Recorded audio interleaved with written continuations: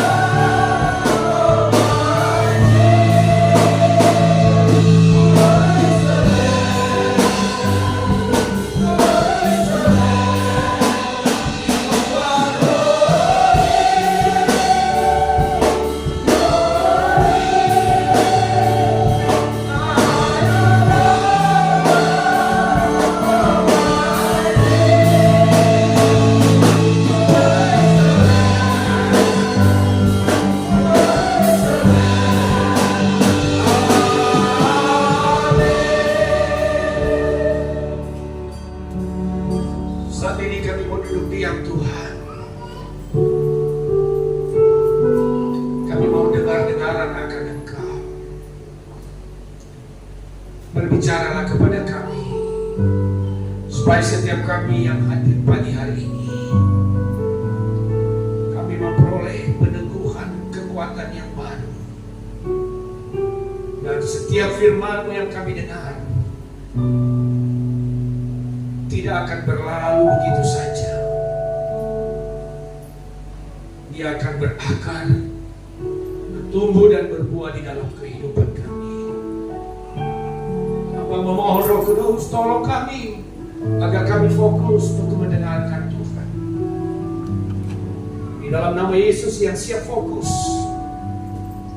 dan haus dan lapar akan firman Tuhan, bersama dengan saya katakan amin. Baik, silakan duduk Bapak Ibu.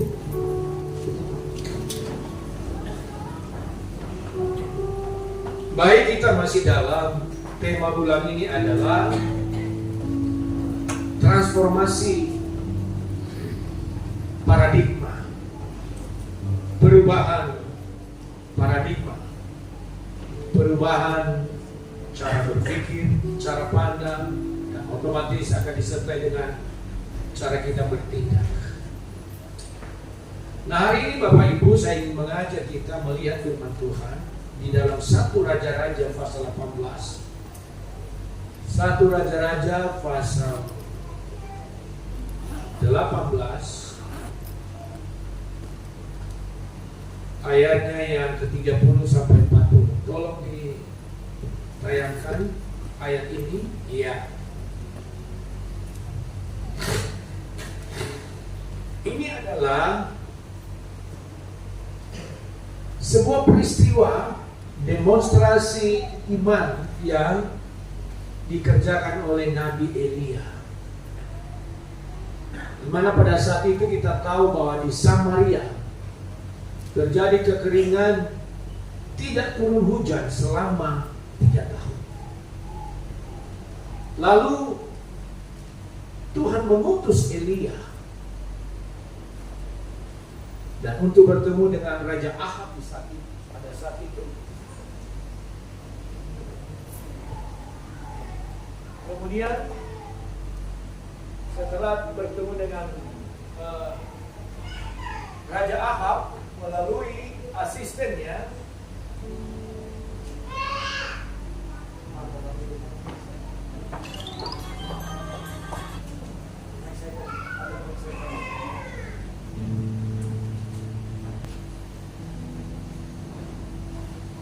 Elia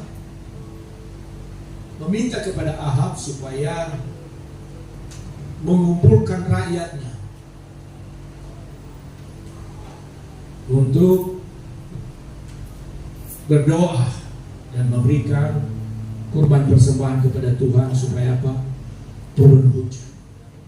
Namun sebelumnya kita tahu bahwa Raja Ahab menyimpang dari Tuhan, tidak percaya kepada Allah Abraham, Allah Ishak, dan Allah Israel atau Allah Yakub, sehingga Raja Ahab justru memelihara nabi-nabi Baal, nabi-nabi palsu, ratusan bahkan 450 orang saudara. Lalu ketika Elia berkata kepada Raja Ahab supaya wilayahnya boleh diberkati oleh Tuhan dan lepas dari kekeringan, maka dia meminta supaya diberikan 2 ekor lembu untuk dipersembahkan kepada Tuhan. 1 ekor disembelih dan dipersembahkan oleh para nabi Baal, dan 1 ekor lagi akan dipersembahkan oleh Elia dengan cara Elia. Itulah latar belakang yang akan kita baca dan kita renungkan hari ini. Namun sebelumnya saya mengajak kita dulu melihat ayat firman Tuhan di dalam 1 Raja-Raja pasal 18, dimulai dari ayatnya yang ke-30 sampai dengan 40. Kita baca secara responsorial. Kata Elia kepada seluruh rakyat itu, datanglah dekat kepadaku. Maka mendekatlah seluruh rakyat itu kepadanya. Lalu ia memperbaiki mezbah Tuhan yang telah diruntuhkan itu. 31 Bapak Ibu. Kemudian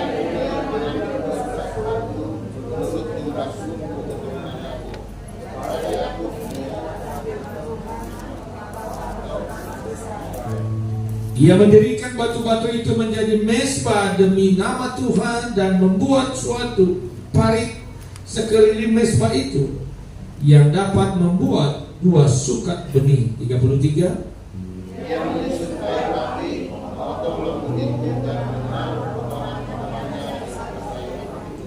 Sesudah itu ia berkata, penuhilah 4 buyung dengan air dan tuangkan ke atas korban bakaran dan ke atas kayu api itu. Kemudian katanya, buatlah begitu untuk kedua kalinya. Dan mereka berbuat begitu untuk kedua kalinya. Kemudian katanya, buat begitu untuk ketiga kalinya. Dan mereka berbuat begitu untuk ketiga kalinya. 35. Sehingga air mengalir sekeliling mezbah itu, bahkan parit itu pun penuh dengan air. Kemudian pada waktu mempersembahkan korban petang, tampillah Nabi Elia dan berkata, ya Tuhan, Allah Abraham, Allah Ishak dan Allah Israel, pada hari ini biarlah diketahui orang bahwa Engkaulah Allah di tengah-tengah Israel, dan bahwa aku ini hamba-Mu, dan bahwa atas firman-Mu lah aku melakukan segala perkara ini. 37.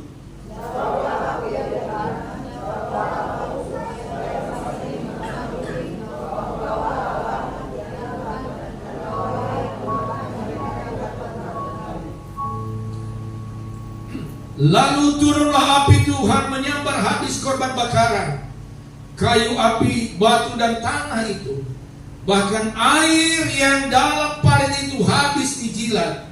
39. Seluruh rakyat melihat kejadian itu, sujudlah mereka serta berkata, Tuhan, dialah Allah, Tuhan, dialah Allah. Kata Elia kepada mereka, tangkaplah nabi-nabi Baal itu, seorang pun dari mereka tidak boleh luput. Setelah ditangkap Elia membawa mereka ke sungai Kison dan menyembelih mereka di sana. Sekali lagi ayat 38 kita baca bersama-sama, itu menjadi titik sentral khotbah kita hari ini. 38:22 ya. Lalu turunlah api Tuhan menyambar habis korban bakaran, kayu api, batu dan tanah itu. Bahkan air yang dalam parit itu habis dijilat.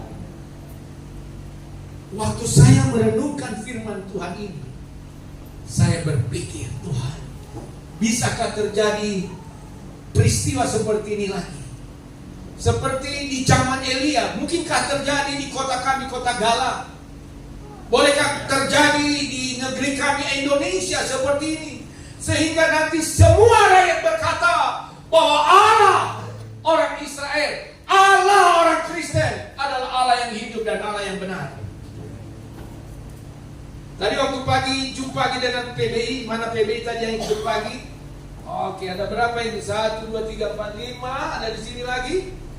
Ini juga saya sampaikan hal yang sama. Saya bilang sering saya berdoa kepada Tuhan, Tuhan, aku rindu di masa hidupku, aku melihat janji Tuhan yang berkata, semua lidah akan mengaku bahwa Yesus adalah Tuhan, semua lutut akan menyembah. Itu pikiran saya. Nah, waktu itu kita lihat Elia mempertaruhkan sesuatu yang itu sulit dipercaya banyak orang, saudara. Tetapi kita akan belajar daripada kenapa terjadi mukjizat, kenapa terjadi demonstrasi iman yang luar biasa itu, sehingga Tuhan tidak mempermalukan Elia. Berbeda dengan 450 orang nabi-nabi Baal, mereka dipermalukan. Bahkan terakhir disuruh tangkap mereka dan untuk disembelih. Saya berpikir, kenapa disembelih mereka? Karena pada saat itu belum ada zaman kasih karunia. Kalau ada zaman kasih karunia, udahlah, kalian bertobat aja lah ya, akhilah Yesus sebagai Tuhan. Tapi karena zaman itu adalah belum zaman kasih karunia, makanya bagaimanapun salahnya, bagaimanapun jahatnya kita, kalau kita bertobat, Tuhan pasti ampuni kita. Amin. Pasti Tuhan ampuni kita dan Tuhan tetap akan selamatkan kita. Yang penting bertobat. Nah, mari, ada 4 poin yang harus kita belajar hari ini, saudara. Yang pertama, kenapa terjadi ayat 38 itu? Karena penyembahan yang dilakukan Elia adalah penyembahan yang alamannya jelas. Yang ditujukan kepada siapa? Kepada Allah Abraham, Allah Ishak dan Allah Israel. Yakub itu diberikan namanya adalah Israel. Makanya sampai ada sekarang bangsa Israel, itu adalah Yakub awalnya, keturunan Yakub. Jadi Allah Abraham, Allah Ishak dan Allah Israel. Jadi waktu mempersembahkan korban itu, waktu disembelih korban itu, maka berbeda waktu disembelih oleh 450 Baal itu, mereka bukan mempersembahkan kepada Allahmu dan Allahku, bukan kepada Allah Israel, tapi mereka mempersembahkan kepada Allah yang tidak ada wujudnya. Allahmu dan Allah saya sudah pernah berwujud. Dia jadi manusia 2000 tahun yang lalu. Amin, saudara. Nah, mereka mempersembahkan kepada Allah yang mati. Mereka mempersembahkan kepada Allah yang di awan-awan. Tetapi Elia mempersembahkan kepada Allah yang hidup. Seperti kita hari ini, kita memuji menyembah Tuhan kepada Allah yang hidup di dalam Kristus Yesus. Maka saya percaya, apapun yang kita persembahkan hari ini, Tuhan akan berkenan untuk menikmati dan menyambutnya dengan baik. Amin, saudara. Karena kita apa? Mempersembahkan kurban kita adalah persembahan kepada Tuhan yang hidup. Oleh sebab itu, jangan pernah salah. Salah satu yang berdiri di sini, kalau ada kado. Jadi gak ada gunanya kita mempersembahkan kepada orang yang mati. Nah, nabi-nabi Baal ini, mereka mempersembahkan 1 hari penuh mereka dari pagi. Mereka mempersembahkan, mereka teriak-teriak, mereka sampai saking mereka frustasi, mereka tore-tore badannya dengan apa? Dengan pisau, dan akhirnya mereka mengeluarkan sejumlah darah, keluar dari tubuh mereka. Sampai pakai pisau, pakai tombak. Ternyata Tuhan tidak menyambut persembahan mereka. Hari ini kita tidak perlu tore-tore badan kita dengan pisau. Cukup kita mengangkat tangan kita dan kita berkata, ku menyembah dalam kudus hadirat-Mu.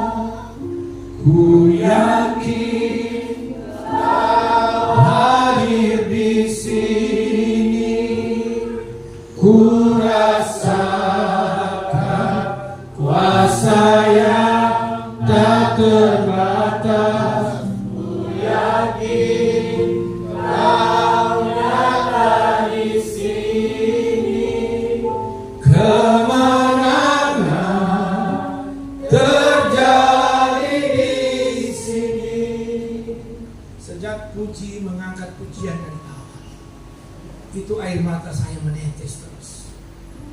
Saya merasakan hadirat Tuhan. Saya nggak tahu saudara. Saya percaya kalau kita datang dengan tulus dari rumah, mempersiapkan diri dengan mata, kita akan merasakan hadirat Tuhan. Amin saudara. Nah, saudara yang kasih Tuhan, kenapa terjadi ayat 38 ini? Karena Elia dan rakyat yang bekerja sama dengan Elia, mereka mempersembahkan kurban mereka kepada Allah yang benar. Amin saudara. Kepada siapa? Kepada Allah yang benar. Kepada Allah yang hidup, kepada Allah yang bisa berbicara. Tetapi berbeda dengan apa yang dilakukan oleh nabi-nabi Baal. Sekali lagi, kenapa ayat 38 terjadi? Mujizat terjadi karena persembahan yang dipersembahkan oleh Elia adalah ditujukan kepada Allah yang benar. Jadi sekali lagi, jangan pernah salah mengalamatkan imanmu. Bayangkan kalau kita pergi ke satu tempat, lalu alamat kita tuju itu salah. Apa yang membuat kita? Kita akan frustasi. Dan kita akan apa? Kita berputar-putar. Berapa banyak orang Kristen ada di muka bumi ini yang beragama Kristen yang sama sungai, berputar-putar. Mereka tidak mengenal Allah mereka. Yang mereka kenal adalah gerejanya, merek gerejanya. Yang mereka kenal adalah nama pendetanya. Tapi mereka tidak mengenal siapa Yesus sesungguhnya. Dan hari ini saya mau katakan kepada kita, bahwa ketika kita beribadah kepada Tuhan, kita harus betul-betul sungguh-sungguh. Kita harus menyembah Tuhan di dalam roh dan kebenaran. Itu yang pertama. Yang kedua, kenapa terjadi ayat yang ke-38 saudara? Karena yang dilakukan Elia pertama, dia membangun mezbah, memperbaiki reruntuhan daripada mezbah. Karena ketika Raja Ahab tidak lagi memperhatikan mezbah, karena memang nabi-nabi itu tidak memperdulikan hal itu. Lalu ketika Elia hadir dan dia memperbaiki reruntuhan mezbah itu. Artinya apa buat kita hari ini saudara? Jangan pernah engkau biarkan mezbah keluargamu padam.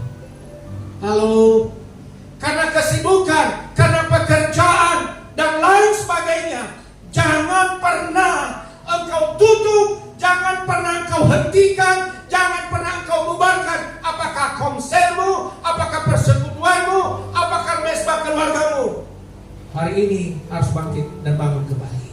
Yang setuju katakan amin.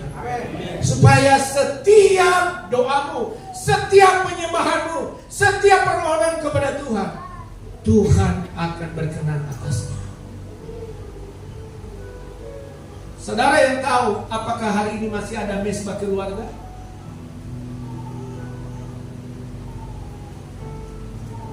Bapak Rede masih ada mezbah keluarga? Masih. Bapak Yu masih ada? Masih ada. Masih. Jangan sampai ada istri, ada anak, tapi nggak ada mezbah. Yang mereka yang masih single saja, mereka punya mezbah. Bapak ada mezbah? Pasti ada. Apalagi di bangku kedua, ketiga sampai terakhir di sana, semua orang-orang yang setia memelihara dan menjaga mezbahnya. Katakan amin. Beri tepuk tangan untuk saudara. Jadi ketika kita tidak memelihara, tidak membangun kembali mezbah itu, kita hanya sekali-sekali datang kepada Tuhan. Hanya sekali-sekali kita kunjungi Tuhan. Sekali-sekali kita berteriak kepada Tuhan ketika ada masalah dan problem. Tapi hari ini kita boleh belajar kepada Nabi Elia yang sudah terangkat tanpa melalui kematian. Saya kadang-kadang berpikir, Tuhan, aku rindu kalau boleh juga aku terangkat, tidak melalui kematian. Jadi nggak terisi lagi kuburan yang sudah saya buat di sana. Sekali-sekali lihat kuburan yang sudah saya siapkan kuburan. Tuhan tolong, angkat aja saya Tuhan, ya, supaya saya nggak melalui itu lagi. Tapi ya, itu orang-orang tertentu yang disiapkan oleh Tuhan. Nah, saudara kasih Tuhan. Artinya jangan pernah kita kita sia-sia beribadah kepada Tuhan. Jangan pernah sia-sia kita membawa persembahan kita kepada Tuhan. Makanya kalau engkau membawa persembahan apapun, jangan pikirkan itu untuk pahomu. Saya gak bisa memberkati engkau, ya, karena saya sama dengan engkau juga. Tapi persembahan apapun yang kau bawa, aku tujukan ini kepada siapa? Kepada Tuhan. Amin, saudara. Tapi dengan apa? Dengan tulus, ya, dengan tulus, dengan benar-benar adalah murni. Engkau mau membawa persembahan itu seperti Elia. Jadi itu yang membuat terjadi ayat 38. Karena Elia membangun mesbah yang runtuh. Bapak Ibu, masih ada kesempatan. Kalau sempat mesbahnya runtuh, masih ada kesempatan hari ini. Diingatkan kita oleh firman Tuhan. Kalau selama ini udah sempat runtuh, tidak ada lagi doa pagi, tidak ada lagi doa subuh. Ya, saya rindu suatu saat gereja kita menggemari doa subuh, doa bersama. Gereja kita yang di Medan, setiap jam 5 sudah tank semua, ambil posisi. Mereka doa subuh melalui Zoom. Ya. Barangkali ini juga boleh kita buat terobosan di gereja kita di Galang ini. Oleh karena itu, sekali lagi, bangun mesbah. Bangun mesbah. Ayo bilang kiri kananmu, bangun mesbah. Bangun mesbah. Bangun mesbah. Amin. Itu yang kedua. Yang ketiga, kenapa terjadi ayat 38, saudara? Karena ayat 34. Salah seorang saya minta ada generator di sana, ayo Jen, tukang pangkas kita ini yang baru. Ayat 34 baca dulu. Ada di HP-mu itu atau ada kitab yang pernah Bapak beli itu? Silakan baca dulu. 1 Raja-Raja. 1 Raja-Raja pasal 18 ayat 34. Kurang besar suaramu. Berdirilah.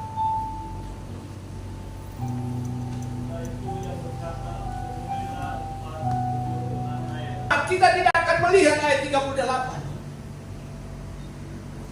Kita tidak akan melihat janji-janji Tuhan. Kita tidak akan mengalami mujizat Tuhan kalau saya tidak kerjasama dengan pengerja, dan pengerja tidak mau kerjasama dengan gembala. Demikian juga pengerja kalau tidak kerjasama dengan jemaat. Demikian juga ketua komsel tidak mau kerjasama dengan ketua komselnya dan jemaat. Tidak akan terjadi apa-apa. Tapi saya percaya apa yang terjadi di zaman Elia akan terjadi juga hari ini. Ketika suami tidak bisa kerja sama dengan istri, apa jadinya keturunannya? Kepada orang tuanya, apa yang akan dihasilkan? Hanyalah kekacauan dalam keluarga. Tapi hari ini kita boleh belajar. Penting namanya kerjasama. Amin. Bilang kiri kanan, penting kita kerjasama. Haleluya. Jangan ketawa, bilang sama saudara, abang mau kerjasama. Matamu udah makin tidak kelihatan kalau ketawa. Masih ada. Harus ada kerjasama. Kalau tidak ada keunitian, tidak ada kerjasama antara satu dengan yang lain, antara suami dengan istri, antara pimpinan dengan bawahan, antara komandan dengan bawahan, tidak akan terjadi apa-apa. Jadi dibutuhkan di sini adalah kerja. Kenapa terjadi mujizat? Karena ada kerjasama. Kita lihat peristiwa di Kana, hampir sama kasusnya. Peristiwa di Kana di dalam yang saya minta karoma.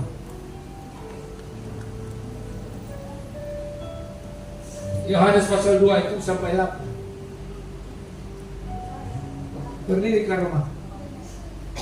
Satu kali lagi, 2 kali lagi, 3 kali lagi.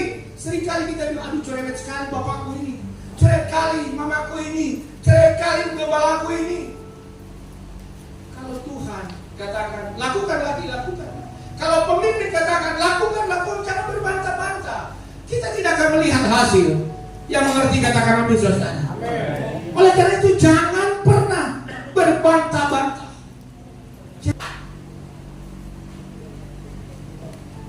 Oh, masih ada yang ke Keempat, belum yang terakhir. Yang keempat,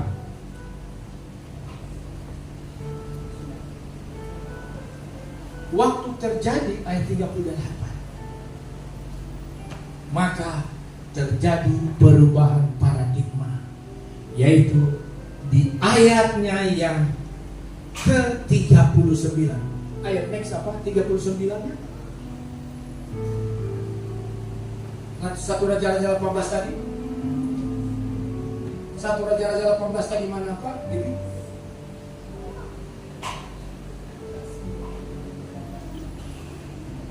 Tadi ayat 39. Oke. Satu Raja-Raja 18 dan 39. Baik, kita baca bersama-sama dua-dua ya. Ketika seluruh rakyat melihat kejadian itu, sujudlah mereka serta berkata, Tuhan, dialah Tuhan, dialah Allah. Perubahan yang signifikan. Yang tadinya mereka percaya kepada berhala-berhala, hari ini mereka merubah pikirannya, bahwa mereka percaya hanya kepada Allah yang disembah Elia, yaitu Allah Abraham, Allah Ishak, dan Allah Israel, dan Allahmu dan Allahku. Sekali lagi doa saya, lewat kesaksian hidup kita, tetangga-tetangga kita mereka berkata, siapakah Allahmu? Kenapa engkau bertahan sampai hari ini? Kenapa engkau bisa bertahan? Kenapa engkau tidak pernah saya melihat wajahmu sedih? Sekalipun engkau sudah mengalami begitu banyak penderitaan, tapi saya tidak pernah melihat engkau bersungut-sungut. Penyakitmu tidak pernah sembuh-sembuh, tapi saya tidak pernah aku melihat engkau pergi kepada orang pintar.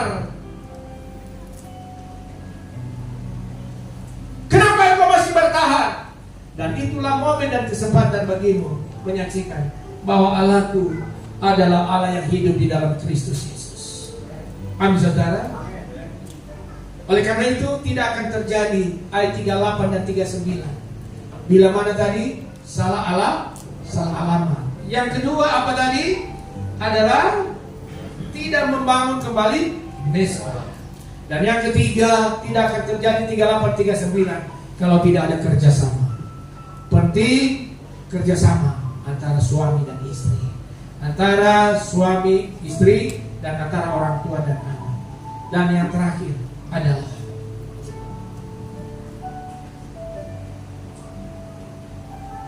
kita lihat ayatnya yang ke-36. Ini yang terakhir. Kita baca bersama-sama. Dua-dua ya.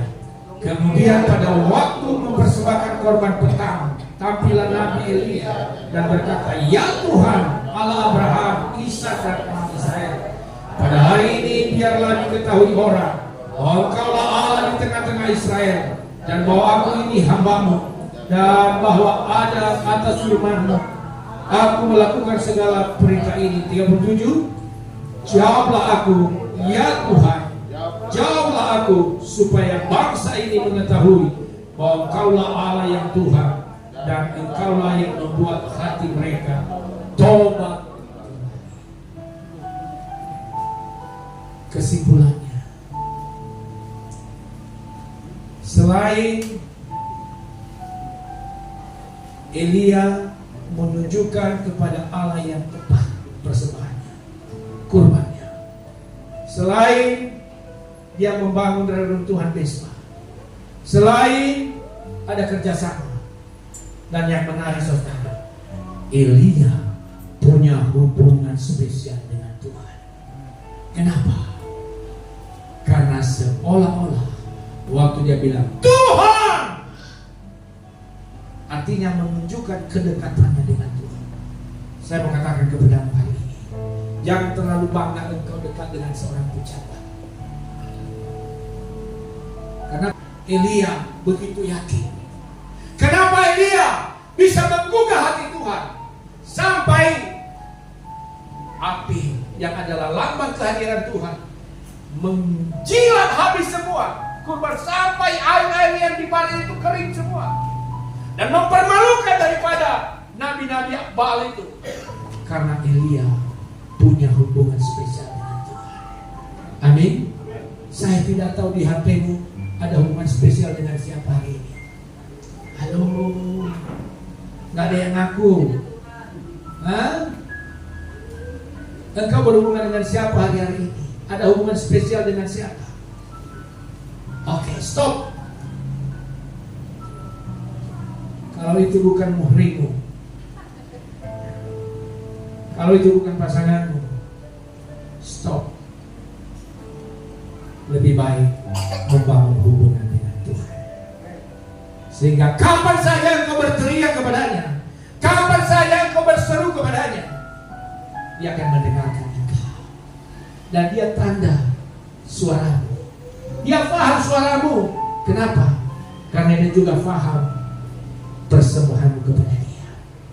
Oleh karena itu, hari ini jangan pernah salah memilih Allah. Jangan salah mempersembahkan persembahan. Berikanlah kepada Allah yang hidup. Tuhan Yesus memberkati. Mari kita bangkit berdiri.